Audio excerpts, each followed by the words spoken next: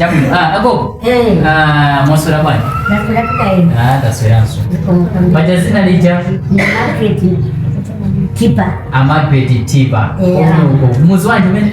Wamatope. Muzi wamatope. Chabwino. Inu so lumupeza kuti ndinu mmozi mwa anthu amene munalowa chisilamu. Ndichonche? Chabwino. Inuyo chimene chinakupangisani kulowa chisilamu njani Agogo? Tunanipangisa nabula nyamata kumatupulisa. Chabwino. Ndetaonye sisa zinazikatupulisa iwozo zinanditenga mtima.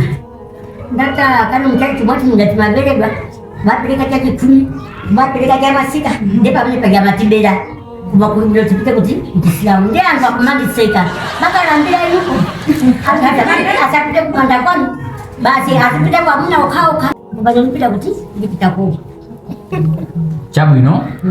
Mutakumana ndi mavuto ngati amene wawa inuyo muna wapirira mwa mtundu wanji nangano kodi mavuto ngati amene wapanopa akupitirirabe kapena anati? Mavuto wakupitirira koma ina wakugonja pang'ono chifukwa ine sindifoka.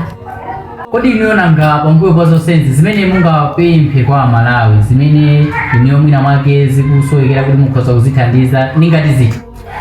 Mwezo sowekera kuti ndizithandize chipembedzo chimene cha chisilamu chipitirire kuti muehe ndi zinthu ngati ziti? Zinthu zimene ndikuzifuna amoyo wanga kuti zindithandize. Wani sinimayenda okujaso ndilibe sinimayima. Nimangothandizidwa nawo kwayani. Tu nyumba so ndilibe. Chabwino.